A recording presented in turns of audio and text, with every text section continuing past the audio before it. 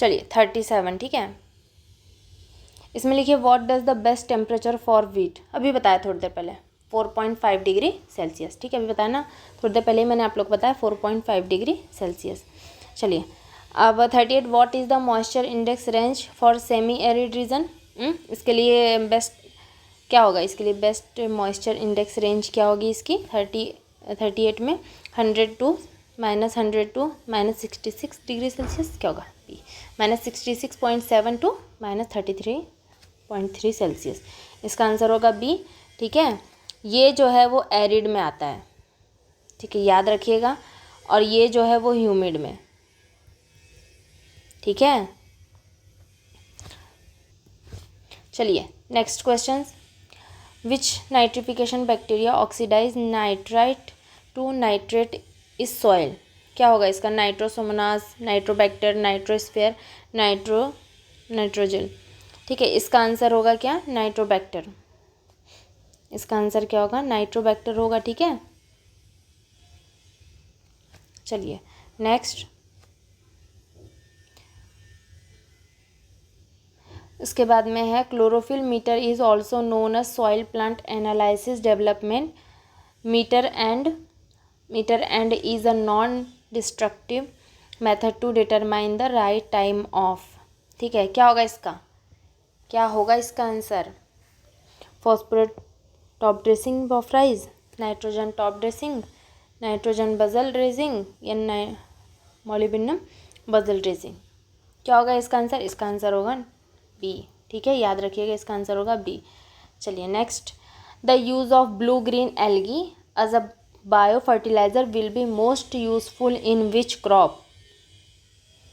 क्या होगा इसका आंसर, बरसी, मेज, पैडी, पोटैटो, पैडी, ठीक है।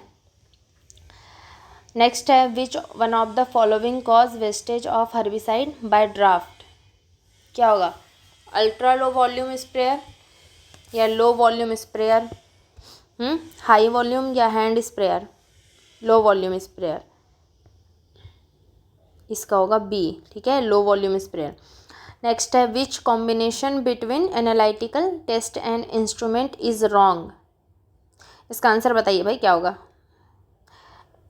Nitrogen content in green, Kjeldahl apparatus, भाई कितने टफ नाम होते हैं, उफ। चलिए बताइए इसका आंसर बताइए भाई, आप खुद ही पढ़िए और आंसर बताइए इसका क्या होगा। जाहिर सी बात है, ये देखिए ये होगा इसका आंसर, ये सबसे नीचे बैठा छुप के, डी। मुझे लगता है शायद ये अभी तक पढ़ाने में कुछ क्वेश्चंस में ये डी पहली बार आया है, नहीं तो इतने इसमें ए बी सी ही चल रहे थे, बस ए भी कम है। हाँ, विच information on organic manure is wrong.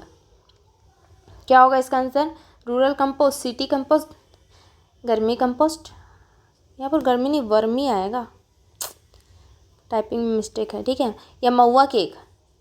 क्या होगा इसका आंसर होगा महुआ केक, ठीक है, डी। चलिए which information on mobility of nutrients in plant is wrong. क्या होगा इसका answer, NPK highly mobile, iron magnesium less mobile, zinc moderate mobile, calcium boron. इसका आंसर होगा ये डी, ठीक है, कैल्शियम एंड बोरान। नेक्स्ट क्या है, फोलियर diagnosis of nutrients status development for sugarcane crop is known by the name. क्या होगा इसका, क्रॉप लॉगिंग। ये तो हो नहीं सकता भाई साहब, ये भी नहीं हो सकता, ये तो बिल्कुल नहीं है ही, नन ऑफ दिस को क्या ही नहीं हो सकता कहेंगे। क्या होगा इसका, बी। चलिए नेक्स्ट, इसमें मैच, ये चलिए कॉलम मैच करिए, ठीक है, मिलाइए, बताइए इसमें क्या सही होगा, ब्रीडर सीड का क्या होगा, फाउंडेशन सीड का क्या होगा, सर्टिफाइड सीड, टीएल सीड्स का बताइए क्या होगा। अरे भाई ब्रीडर सीट कहाँ जाएगा, इसकी अगर ऐसी रेखा खींच दी तो इसे कहाँ ले जाना पसंद करेंगे, इसके पास इसके पास इसके पास इसके पास। अरे ये सबका यही हाल है, ये लीजिए ये लीजिए ये लीजिए, हाँ ये ऑल करेक्ट है, यहाँ पर लिखना हुआ था ऑल करेक्ट। फिफ्थ ऑप्शन मुझे लगता है देना चाहिए था, अगर दे देती तो पक्का ऑल करेक्ट कर देते सबके साथ। चलिए, muriate of potash has adverse effect on crop quality to it is not recommended for the cultivation of, क्या होगा इसका? Rice, wheat, maize, mustard, sunflower, sesame, jute, cotton, सनेम, potato, tobacco and sugarcane. क्या होगा इसका? Muriate of potash, इसका होगा D. मैंने एक बार क्या बोला, डी कुछ नहीं आ रहा, डी आने लगे अब तो। Which type of nozzle is most commonly used for herbicide application? बताइए, flood jet, flat fan, solid cone, क्या होगा, या सेंट्रीफंगल टाइप? इसका आंसर होगा फ्लैट फैन, ठीक है। The consumptive use of water includes, क्या होगा इसका आंसर? बताइए, इसमें कौन सा फॉर्मूला होगा? इसमें द कंजप्ट, जो कंजप्टिव वाटर्स के लिए यूज़ किया जाता है, बताइए वाटर इंक्लूड्स के लिए कौन सा यूज़ किया जाता है? इसका आंसर होगा क्या? डी। इसका आंसर होगा डी, ठीक है, इसका आंसर होगा डी। 1 सेकेंड, चलिए इसके आगे क्या है? 51, the leaf colour chart is used for judging the amount of nitrogen application to the spelling drop off, क्या होगा इसका answer? Rice, wheat, maize, sorghum. कैसी बात है, इसका आंसर राइस होगा, ठीक है। चलिए नेक्स्ट है, which of the following indicates universal soil loss education? बताइए इसमें से क्या होगा? इसमें क्या होगा? एगोल, RKLSCP, पहला ही आंसर होगा इसका, ठीक है। चलिए, enrichment of water bodies by nutrients and subsequent bloom and algal and other aquatic plants is nitrate toxicity, या यूरोफिकेशन, या एंटीबायोसिस, या नाइट्रेट फिक्सेशन? क्या होगा इसका आंसर? इसका आंसर होगा क्या? यूरोफिकेशन। भाई कितने टफ नाम है तो। चलिए नेक्स्ट क्या है? नेक्स्ट है शोमार्क एट ऑल मेथड, इसका, हाँ इसका क्या है? Shoemaker et al method is used for the purpose of, इसका आंसर होगा जिप्सम, नो, इसका आंसर होगा लाइम रिक्वायरमेंट। इसका आंसर क्या होगा? लाइम रिक्वायरमेंट होगा, ठीक है। बीच बीच में कुछ कुछ पॉइंट है, मैं आपको बताती हूँ। इसमें जो जिप्सम है, इसमें कौन सी? शोनोवर मेथड यूज़ होती है, ठीक है, शोनोवर मेथड।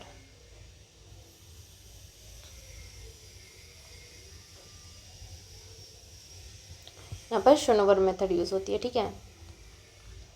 रूट प्रेशर किससे मेज़र किया जाता है? जो रूट प्रेशर है वो किससे मेज़र किया जाता है?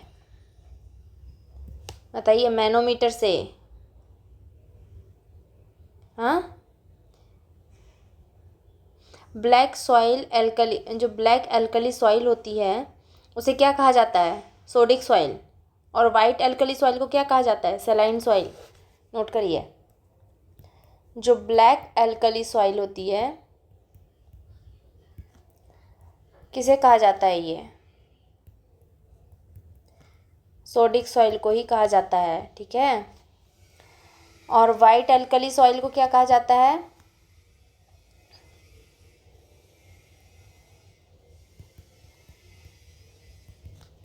वाइट एल्कली सॉइल को क्या कहा जाता है? सलाइन सॉइल, ठीक है। याद रखिएगा ये सब चीज़ें।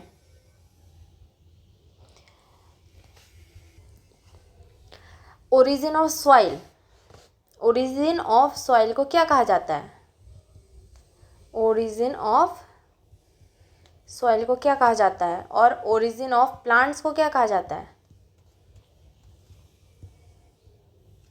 देखिए भाई, मुझे जहाँ जो याद आ रहा है मैं नोट करा रही हूँ, छोड़िएगा नहीं, ठीक है। ओरिजिन ऑफ सॉइल को क्या कहा जाता है? पेडोलॉजी, पेडोलॉजी, और उसके ओरिजिन ऑफ प्लांट को क्या कहा जाता है? इडेफोलॉजी। ठीक है, ये इडेफोलॉजी कहा जाता है, इसे याद रखिएगा। चलिए नेक्स्ट क्या है? Which nutrients is essential for chlorophyll, nucleic acid and cytochrome synthesis? क्या होगा इसका answer? Phosphorus, nitrogen, potassium, magnesium. क्या होगा इसका आंसर? इसका आंसर होगा नाइट्रोजन। ठीक है, नाइट्रोजन। नेक्स्ट क्या है? Which nutrients help in carbohydrate transports and its deficiency cause shoot, tip, death and brittle leaves? बताइए क्या होगा इसका answer? Boron, potassium, calcium, sulphur. क्या होगा इसका आंसर? बोरान। ठीक है, नेक्स्ट लिखिए, एक सेकेंड, हाँ नेक्स्ट लिखिए, necrosis of older leaf margin and short internodes are symptoms of which deficiency?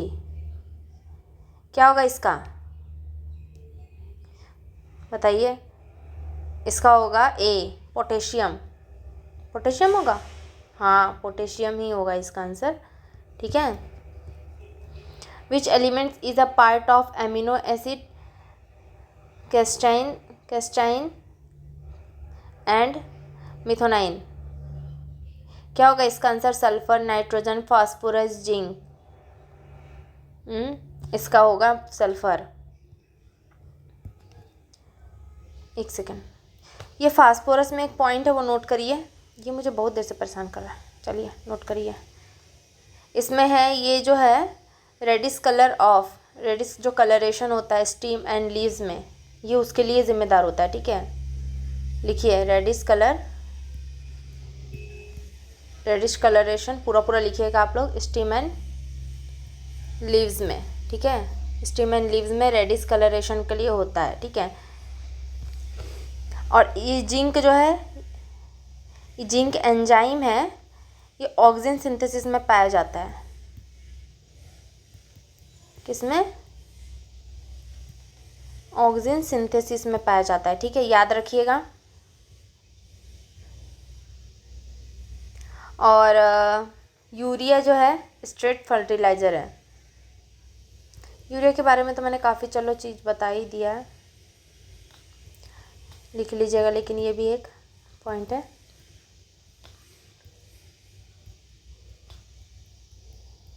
Straight fertiliser. ठीक है, बताइए, जहाँ पर नाइट्रोजन और सल्फर दोनों प्रेजेंट होते हैं उसे क्या कहा जाता है? नाइट्रोजन और सल्फर दोनों प्रेजेंट होते हैं उसे कहा जाता है एमोनियम सल्फेट। ठीक है, लिख लीजिएगा, नाइट्रोजन और सल्फर दोनों प्रेजेंट होते हैं। ओके, नाइट्रोजन और सल्फर दोनों प्रेजेंट है। ठीक है, और साथ ही साथ क्या है? Control the activity of areas enzyme. बताइए किसे कहा जाता है? Control the activity of areas enzyme किसे कहा जाता है? NBPT को।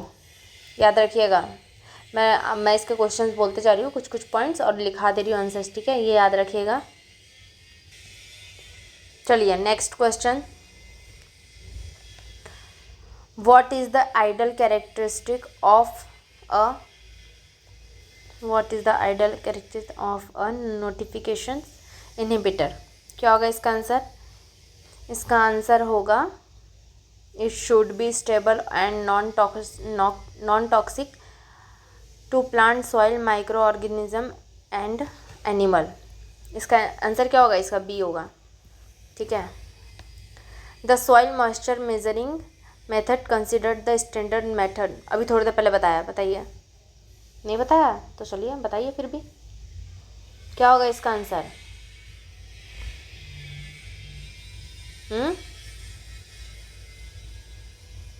इसका आंसर होगा सी।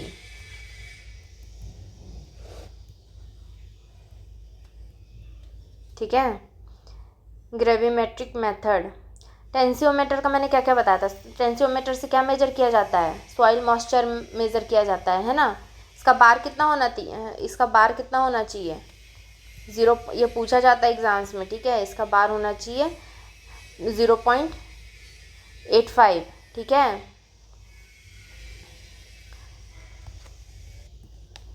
और टेंसियोमीटर किस सॉइल में यूज़ किया जाता है, सैंडी सॉइल में यूज़ किया जाता है टाइट टेक्सचर के लिए, ठीक है। और किस सॉइल में यूज़ नहीं किया जाता है, क्ले सॉइल में यूज़ नहीं किया जाता है, याद रखिएगा। सेलाइन सॉइल में यूज़ किया जाता है, किस में, सॉरी सैंडी में, सैंडी में यूज़ किया जाता है। और नो यूज़ किस में होता है, क्ले में। ये पता नहीं मैंने क्या बना दिया, जो भी बना दिया आपको समझ में तो आ गया ना कि क्ले में यूज़ नहीं किया जाता है। हाँ, लाइसीमीटर, जो लाइसीमीटर होता है वो किसे मेज़र करने में यूज़ किया जाता है, इवापोट्रांसपिरेशन पूछा जाता है, याद रखिएगा। टेंसियोमीटर को एक और नाम से जाना जाता है, नाम क्या है वो, इर्रोमीटर। टेंसियोमीटर को एक और नाम से जाना जाता है, ऐसे तो पूछा नहीं जाता लेकिन फिर भी याद रखिएगा, इर्रोमीटर, मीटर, ठीक है, याद रखिएगा। टेंसियोमीटर को किस नाम से जाना जाता है, इर्रोमीटर के नाम से जाना जाता है, ठीक है। चलिए अब कुछ कुछ पॉइंट नोट करते चलिएगा, ठीक है। ये तो मैंने आप लोगों को क्वेश्चंस करा दी, इतने ही क्वेश्चन ऐड हुए हैं। हाँ चलिए, सबसे पहले लिखिए ब्लू वाटर, जो एग्जाम से पूछा जाता है उस हिसाब से लिखिएगा, ब्लू वाटर।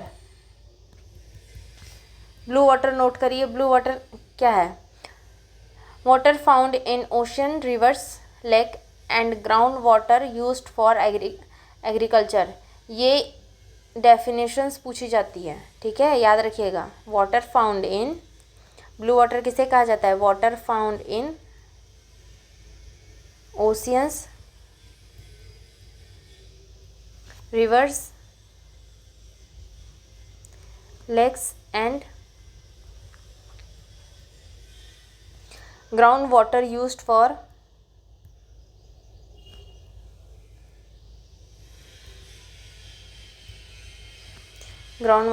फॉर एग्रीकल्चर, ठीक है,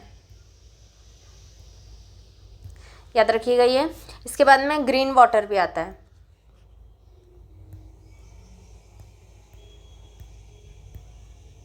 ठीक है। ग्रीन वाटर किसे कहा जाता है, water present in soil and plant used for photosynthesis, water present in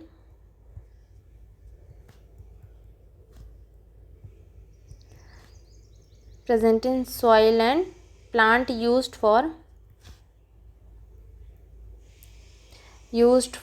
photosynthesis, ठीक है।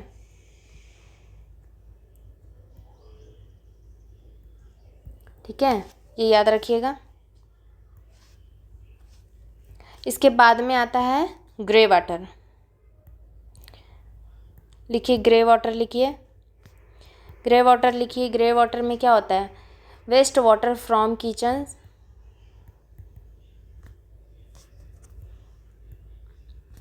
वेस्ट वाटर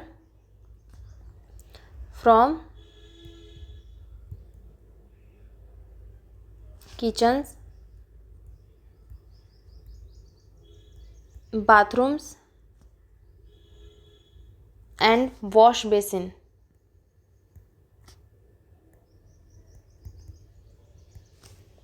ठीक है। इसके बाद में लिखिए एक और है black water,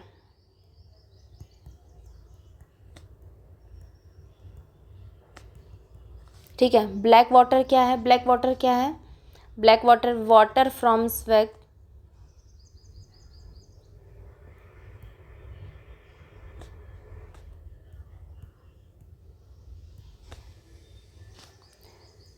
swag and industrial area,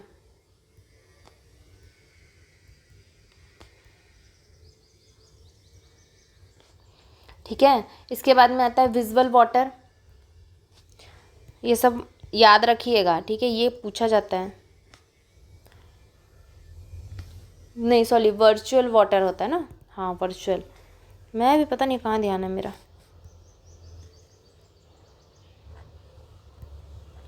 virtual water, visual बना दी, अनविजिबल बना दूँ मैं? अनविजिबल बन जाएगा तो सोचिए, वाटर अनविजिबल हो जाएगा।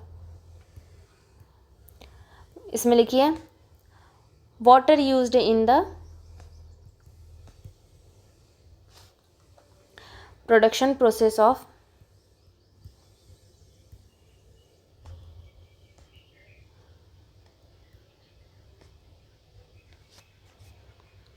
Goods like wheat.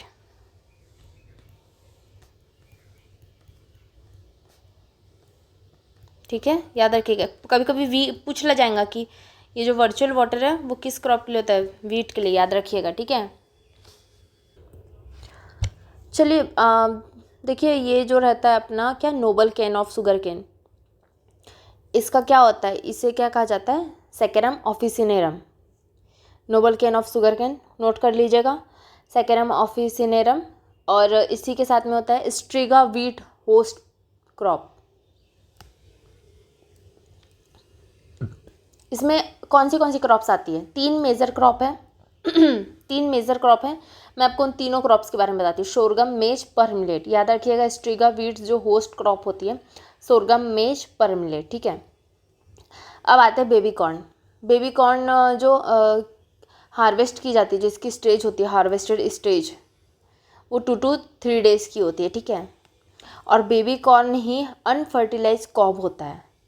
Baby corn को ही अनफर्टिलाइज्ड कॉब में इसे हार्वेस्ट कर लिया जाता है। ठीक है, आफ्टर सिल्किंग के बाद, याद रखिएगा, आफ्टर सिल्किंग 2 to 3 डेज़ में। ठीक है, और साथ ही साथ एक क्वेश्चन है, ये आता है अक्सर एग्जाम में, क्वेश्चन बोल दे रही हूँ मैं, primary benefit nano urea over conventional area.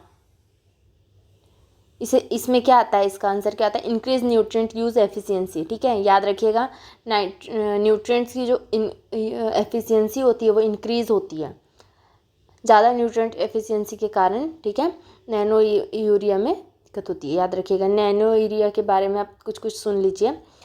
ठीक है,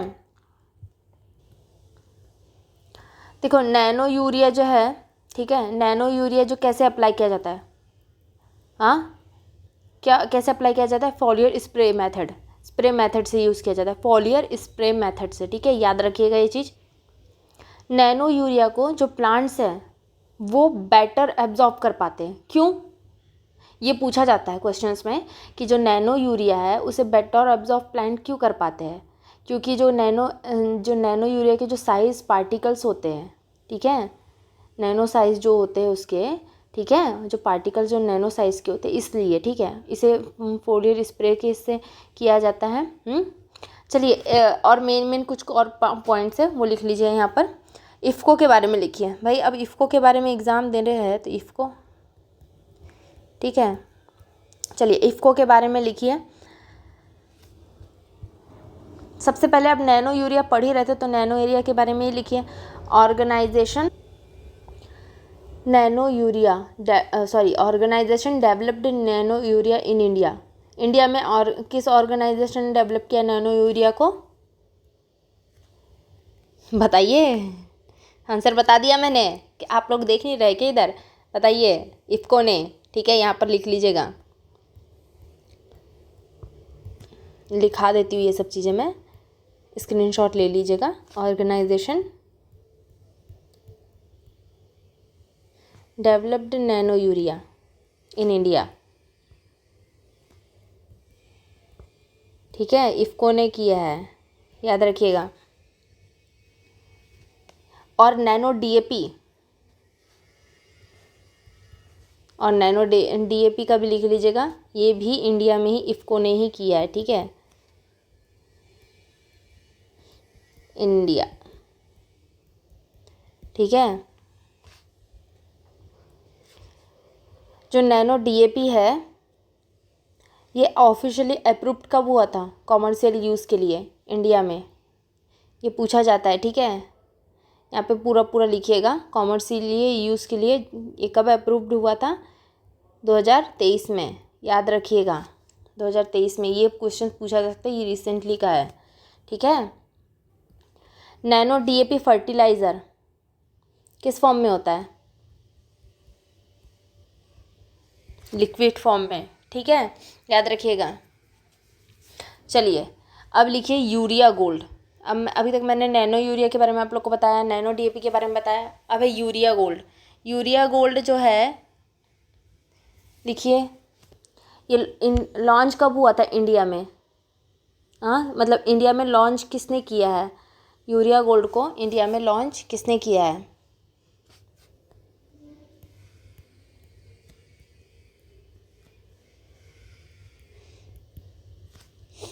इसे इंडिया में लॉन्च किसने किया है? राष्ट्रीय केमिकल एंड फर्टिलाइजर, राष्ट्रीय केमिकल एंड फर्टिलाइजर लिमिटेड। ठीक है, लिख लीजिएगा ये। इसका शॉर्ट फॉर्म है RCF। ये पूछा जाता है, कभी शॉर्ट फॉर्म का भी पूछा जाता है, याद रखिएगा। मतलब कि ये जो कन्वेंशनल यूरिया जो गोल्ड है, ये हेल्प किस में करता है? किस चीज़ में हेल्प करता है ये? रेड्यूसिंग, किस चीज़ में हेल्प करता है? रेड्यूसिंग नाइट्रोजन लॉस में, नाइट्रोजन लॉस होने पे हेल्प करता है। ठीक है, इसका एप्लीकेशन मेथड क्या होता है? Soil application. याद रखिएगा, इसमें जो एप्लीकेशन मेथड होता है वो सॉइल एप्लीकेशन होता है। ठीक है,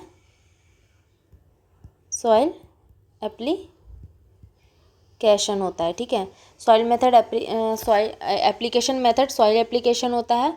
और इसका जो ग्रैन्युअल्स होते हैं वो येलोइश गोल्डन कलर के होते हैं। इस यूरिया गोल्ड के जो ग्रैन्युअल्स होते हैं येलोइश गोल्डन कलर के होते हैं, याद रखिएगा। ठीक है, चलिए अब मैं आपको फाइनली इफ़को के बारे में बताती हूँ। ये मैं यहाँ से रिमूव कर दे रही हूँ, आप लोग देख लीजिएगा। ठीक है,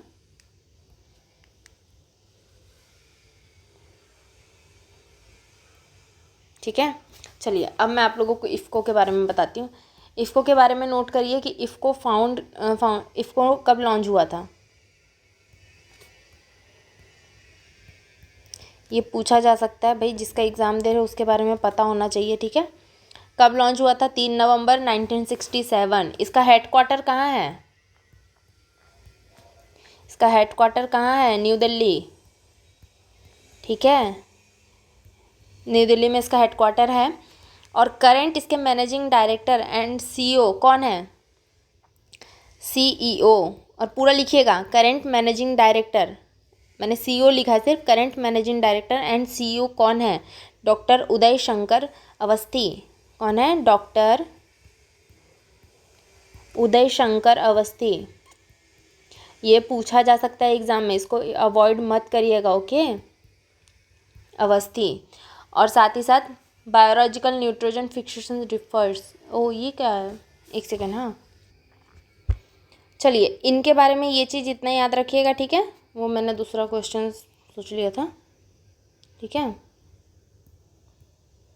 ये यहाँ इतना याद करिएगा।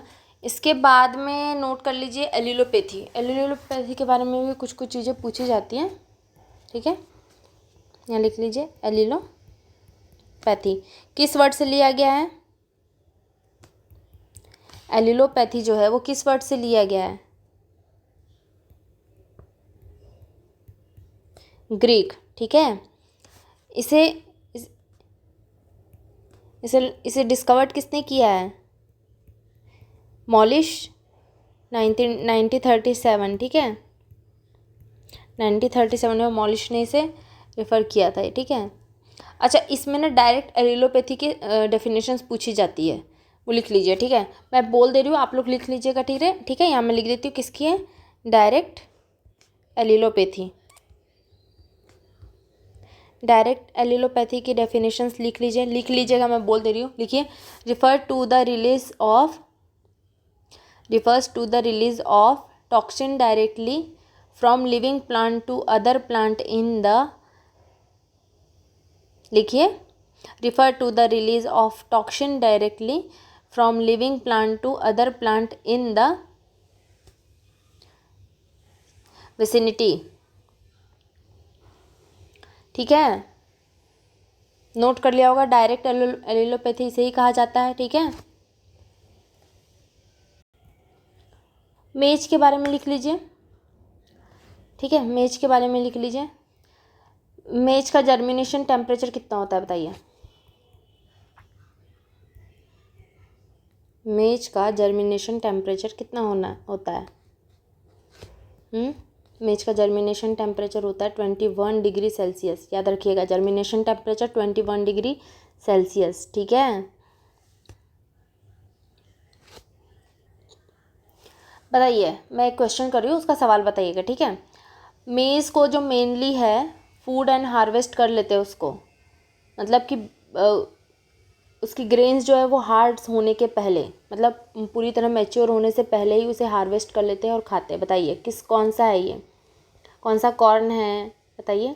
Sweet corn. ठीक है, याद रखिएगा, इसका क्वेश्चन सुन लीजिएगा, अगर आएगा इसी टाइप से आएगा भी तो।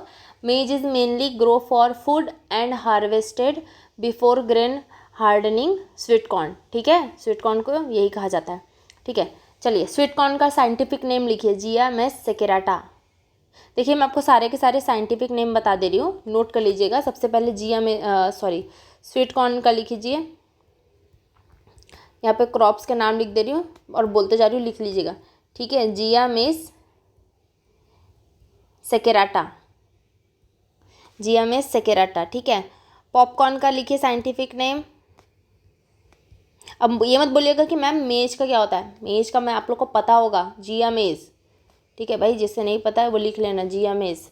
ठीक है, पॉपकॉर्न का लिखिए जिया मेस इवर्टा।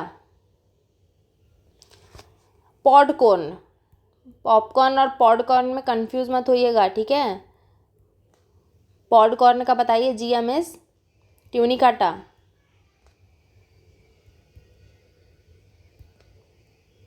ये एग्जाम्पल में मोस्टली पूछा जाता है, याद रखिएगा, ट्यूनिकाटा। और डेंट मेज का बताइए, डेंट मेज का क्या है, जिया मेज इंडेंटाटा। ये साइंटिफिक नेम याद रखिएगा। ठीक है, जिया मेज इंडेंटाटा, याद रखिएगा ये सब। एक क्वेश्चन पूछा जाता है, क्वालिटी प्रोटीन मेज QPM, क्वालिटी प्रोटीन मेज QPM क्या है, ओपेक 2 जीन। ठीक है, याद रखिएगा, इसमें कितना जीन पाया जाता है, ओपेक 2 जीन। और और एक पूछा जाता है, जो इसमें जो क्रिटिकल स्ट्रेस होता है, जो मेज में most sensitive to moisture stress जो होता है वो कब होता है, फ्लावरिंग के टाइम होता है। ठीक है, याद रखिएगा, most sensitive to moisture stress flowering के टाइम होता है मेज में। ठीक है, बेबी कॉर्न का जो हार्वेस्ट टाइम होता है वो 1 to 3 डेज होता है आफ्टर सिल्क इमरजेंस।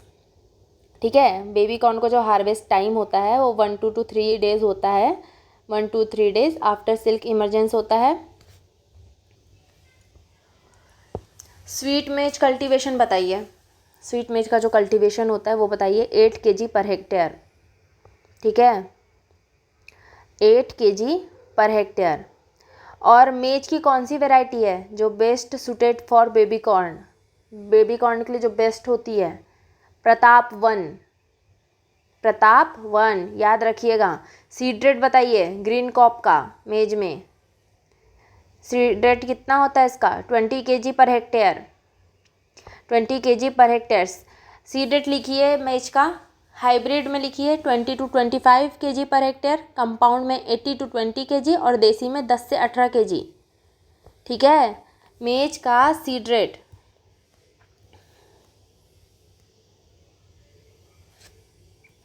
इसका सीड रेट क्या है, सीड रेट क्या है इसका, 20 kg पर हेक्टेयर। ये किसका है, ग्रीन कॉप का। ठीक है, जीसी लिख दे रही हूँ, ग्रीन कॉप। ठीक है, याद रखिएगा। ऐसे इसका हाइब्रिड का कितना होता है, 20 to 25 kg पर हेक्टेयर, और कंपाउंड में 18 से 20 kg पर हेक्टेयर, देसी 10 से 18 kg पर हेक्टेयर। ठीक है, याद रखिएगा ये सीड्रेट, याद रखिएगा इस सबके, ठीक है, याद रखिएगा इस सबको। चलिए बताइए, गोल्डन राइस, गोल्डन राइस में क्या पाया जाता है? गोल्डन राइस में क्या पाया जाता है? गोल्डन राइस में क्या पाया जाता है? B carotene. Golden rice, B carotene. Golden rice को किस चीज़ की डेफिशिएंसी के लिए इसे प्रिवेंट किया गया है? किस चीज़ की डेफिशिएंसी के लिए प्रिवेंट किया गया है? नाइट ब्लाइंडनेस, ठीक है, रतौंधी रोग। एरोबिक राइस भी पूछा जाता है, ठीक है, एरोबिक राइस का देख लीजिए। एरोबिक राइस जो होती है इसका क्रॉस किससे होता है? सबसे पहले तो यही बताइए भाई, ये कई एग्जाम्स में पूछा गया है, पूछा जाता है ये चीज़, इसका क्रॉस बताइए। Low yield upland and high yield lowland, याद रखिएगा, ठीक है। Low yield upland and high yield upland किसका क्रॉस है? एरोबिक राइस का क्रॉस है, ठीक है।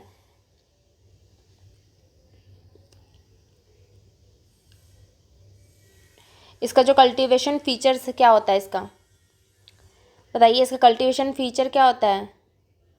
नॉन पडलेट ड्राई सॉइल किसमें किया जाता है? इसका कल्टीवेशन किया जाता है नॉन पडलेट ड्राई सॉइल, याद रखिएगा ये चीज़।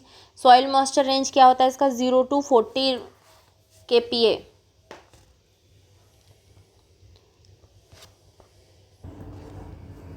चलिए बस इतना ही सब है। थोड़ा बहुत क्रॉप्स के बारे में देख लीजिएगा, क्रॉप्स के साइंटिफिक नेम, वेराइटीज़, ठीक है, और ज़्यादा से ज़्यादा उनका वो देखिएगा, क्या ओरिजिन देखिएगा, और seed rate, seed rate main है, सीड रेट देख लीजिएगा।